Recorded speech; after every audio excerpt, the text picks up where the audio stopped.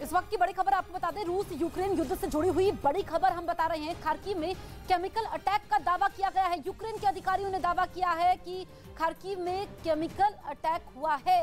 Ukraine का ये इलाका जो खार्किव में पड़ता है, वहां पर केमिकल अटैक का दावा किया है। ये बहुत बड़ी खबर है। जिस बात का डर था, लगातार केमिकल अटैक की आशंका बनी हुई थी और अब खार्किव में केमिकल अटैक का दावा किया गया है। यूक्रेन के अधिकारियों की तरफ से ये दावा किया है कि यूक्रेन में खार्किव के एक इलाके में केमिकल अटैक हुआ है। महायुद्ध से जुड़ी एक और बड़ी खबर बता दें, रूसी सेना ने यूक्रेन के ज़ापोरिज़िया में बहुत बड़ा हमला बोला है। पहले भी रूसी सेना इस शहर पर हमला बोल चुकी है। यहाँ के परमाणु संयंत्र पर रूस ने एक समय कब्जा भी कर लिया था, लेकिन यूक्रेन के पलटवार के बाद रूसी सेना ने यह शहर छोड़ दिया और अब खबर यह है कि रूस ने एक बार फिर ज़ापोरिज़िया पर बड़े पैमाने पर हमला बोला है। हमले की वजह से मारियोपोल में जबरदस्त तबाही देखने को मिली। यूक्रेन ने आरोप लगाया कि रूसी फौजियों ने जानबूझकर यूक्रेन के लोगों को निशाना बनाया ताकि वहां रूस की दहशत बढ़ाई जा सके, जिसके लिए उन लोगों ने मारियोपोल की रिहायशी बस्तियों में इतने बम बरसाए कि उनकी सूरत बिगड़ गई। चारों तरफ टूटी इमारतें और मलबे के ढेर के अलावा कुछ नजर नहीं आया। यूक्रेन ने आरोप लगाया कि रूस ने वहां से जान बचाकर भागने वाले लोगों पर भी फायरिंग की। Они получили эту квартиру. Я говорю, Андрюша, куда вы идете? Говорит, мне дороже дети. रूस की मिसाइलों ने लोगों के घरों को तहस नहस कर दिया, जिसके बाद कुछ तो सड़कों पर खाना बनाते दिखाई दिए। साथ ही जरूरत का सामान खरीदने निकले लोगों को रोककर सैनिकों ने उनकी तलाशी भी ली। यूक्रेन में चल रहे युद्ध के बीच पश्चिमी देश और अमेरिका के बीच बड़ी बैठक हुई। इस बैठक में यूक्रेन को सहयोग देने का वादा किया गया। सभी देश जहां एक तरफ यूक्रेन के समर्थन में थे, वहीं इटली ने रूस पर नए प्रतिबंध लगाने की बात कही। बैठक में अमेरिका इटली की बात से पूरी तरह सहमत दिखा। अमेरिकी राष्ट्रपति जो बाइडेन ने ट्वीट कर यूक्रेन को लगातार सहायता देने की बात कही और रूस पर नए और सख्त प्रतिबंध लगाने का समर्थन भी किया।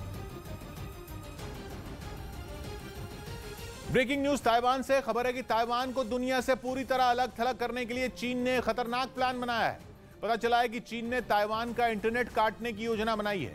यूक्रेन युद्ध के बाद से ही माना जा रहा है कि चीन किसी भी वक्त ताइवान पर हमला कर सकता है और अब पता चला है कि जंग छिड़ने के साथ ही चीन ताइवान को तकनीकी तौर पर पूरी तरह लाचार कर देगा, क्योंकि रूस के खिलाफ जंग में यूक्रेन ने टेक्नोलॉजी को हथियार बनाया और रूस के छक्के छोड़ा दिए, जिससे चीन ने सबक लिया और उसने ताइवान के लिए यह प्लान तैयार किया। अरुण सिंह जुड़ रहे हैं हमारे साथ यूक्रेन से। अरुण, क्या पता चल रहा है? जी किशोर, यूक्रेन एक छोटा सा देश है, लेकिन जिस तरह से उसने परमाणु शक्ति संपन्न और महाशक्ति रूस के सामने लड़ाई लड़ी है, उससे चीन के कान खड़े हो गए हैं। चीन के राष्ट्रपति शी जिनपिंग ने ताइवान को अपने देश में मिलाने का जो प्लान तैयार किया था, उसमें बड़ा बदलाव किया है। ये बड़ी खबर है। शी जिनपिंग ये चाहते हैं कि जब वो ताइवान पर हमला करें तो कोई देश ताइवान की मदद न कर सके, जैसे कि मदद जेलेंस्की को मिली, यूक्रेन को मिली पश्चिमी देशों से, और उसके बाद उसने रूस के साथ लंबी लड़ाई लड़ी है। तो ये बदलाव किया है शी जिनपिंग ने कि जब वो ताइवान पर हमला करें तो ताइवान को काट करके पूरी दुनिया से अलग थलग कर दें।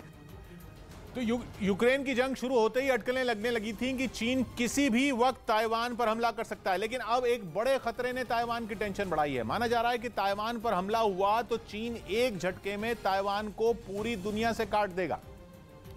वो भी इस तरह से कि न तो ताइवान अपनी बात किसी तक पहुंचा सकेगा और न ही ताइवान में होने वाली किसी हलचल की खबर दुनिया को मिल पाएगी। चीन एक झटके में कुछ ऐसा कर सकता है कि ताइवान दुनिया से मदद तक मांग नहीं पाएगा। चीन ऐसा माहौल बना देगा कि जो वो कहेगा पूरी दुनिया को सिर्फ वही सुनाई देगा। ताइवान में चीन कितनी भी ज्यादती करे, युद्ध के किसी भी नियम का उल्लंघन करे या दरिंदगी की सारी हदें पार कर दे, ताइवान अपना दर्द किसी को सुना नहीं पाएगा। ताइवान को भी पता है कि चीन कभी भी हमला कर सकता है, इसलिए वहां अभी से तैयारियां शुरू हो चुकी हैं। पूरा देश एक बड़ी जंग के लिए हाई अलर्ट पर है।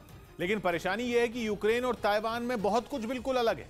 सबसे बड़ा अंतर यह है कि ताइवान एक टापू है जिसकी कोई जमीनी सीमा नहीं है, चारों तरफ से समुद्र से घिरा हुआ है, और समुद्र भी ऐसा जिसमें चीन की नौसेना की ताकत अमेरिका तक की टेंशन बढ़ा रही है। ताइवान के एक तरफ दक्षिण चीन सागर है, दूसरी तरफ पूर्वी चीन सागर है।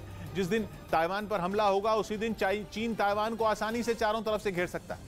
लेकिन टेंशन इससे कहीं ज्यादा बड़ी है। चिंता यह है कि ताइवान में इंटरनेट जिन तारों के जरिए पहुंचता है वो समुद्र के नीचे बिछी हुई है। दुनिया भर में ऐसी तारों का जाल फैला जिनसे इंटरनेट पूरी दुनिया तक पहुंचता है, लेकिन बहुत से देश ऐसे हैं जो केवल अंडर सी केबल्स पर निर्भर हैं। ऐसा ही मुल्क है ताइवान। मतलब यह कि अगर समुद्र में चीन ने उन तारों को काट दिया जिनके जरिए ताइवान तक इंटरनेट पहुंचता है, तो पूरे ताइवान में इंटरनेट चलना बंद हो जाएगा। और अगर इंटरनेट चलना बंद हुआ तो पूरा देश एक झटके में ठप हो जाएगा। बाकी के टेलीकॉम नेटवर्क को ठप करना चीन के लिए ज्यादा मुश्किल नहीं बचेगा। मतलब यह कि न तो ताइवान से कोई वीडियो दुनिया तक पहुंच पाएगा, न ही चीन के हमले की कोई तस्वीर पहुंच पाएगी। दुनिया केवल वही देखेगी और सुनेगी जो चीन दिखाना या सुनाना चाहेगा। और चीन के लिए यह काम कुछ ऐसा ही है जैसा वो दशकों से करता आया है। पूरे चीन में लोग सिर्फ वही देखते और सुनते हैं जो चीन चाहता है। लोगों की आवाज दबाने में चीन का कोई सानी नहीं। वहां के वीगर मुसलमानों पर हो रही ज्यादतियां हों या फिर किसी और समुदाय पर हो रहे जुल्म हो, चीन ने दुनिया के सामने जमीनी हकीकत कभी नहीं आने दी। इसीलिए चीन पर मानवाधिकार उल्लंघन के आरोप भी कभी नहीं लगे। अगर ताइवान में इंटरनेट बंद हो गया तो चीन की पीपल्स लिबरेशन आर्मी के जुल्म की खबरें कभी दुनिया तक नहीं पहुंच पाएंगी। लेकिन ताइवान की सबसे बड़ी टेंशन यह है कि अगर इंटरनेट कट गया तो चीन से खुद को बचाने की आधी जंग वो पहले ही हार जाएगा। ताइवान के लिए सबसे बड़ी मिसाल तो यूक्रेन बना हुआ है, जिसने इंटरनेट के जरिए ही पुतिन की हर चाल का जवाब दिया। पूरी दुनिया के सामने बुचा और मारियोपुल जैसे शहरों में हो रही तबाही की खबरें पहुंच पाईं। रूस की फौज पर दबाव बनाने में इंटरनेट बहुत अहम साबित हुआ। तो वहीं कूटनीतिक मोर्चे पर भी ज़ेलेंस्की ने इंटरनेट की ताकत को बड़ा हथियार बना लिया। बार बार उन्हें संदेश जारी कर यूक्रेन के लोगों का हौसला बढ़ाया और उसी वक्त रूस के प्रोपेगेंडा का पर्दाफाश भी किया। इंटरनेट की ताकत अगर यूक्रेन के पास न होती तो यूक्रेन दुनिया के बड़े मुल्कों से हथियार तक मांगने की हिम्मत नहीं कर पाता। यूक्रेन की जंग में इंटरनेट की यही ताकत ताइवान का सबसे बड़ा डर बनी हुई है। अगर चीन ने समुद्र में बिछी तारें काट दी तो ताइवान पूरी दुनिया से कट जाएगा। न कहीं से मदद मांग पाएगा, न ही किसी को अपनी हालत बता पाएगा। अमेरिका के राष्ट्रपति जो बाइडेन ने एक बार फिर यूक्रेन को सहयोग देने की बात को दोहराया। उन्होंने ट्वीट करके लिखा कि उनका देश रूस की आक्रमणकारी नीतियों का विरोध करता है और वो इस युद्ध में यूक्रेन के साथ खड़ा है।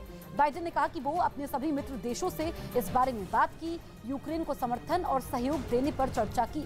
बाइडेन ने साफ कर दिया कि अमेरिका समेत पश्चिम के देश रूस के खिलाफ और आर्थिक प्रतिबंध लगाएंगे।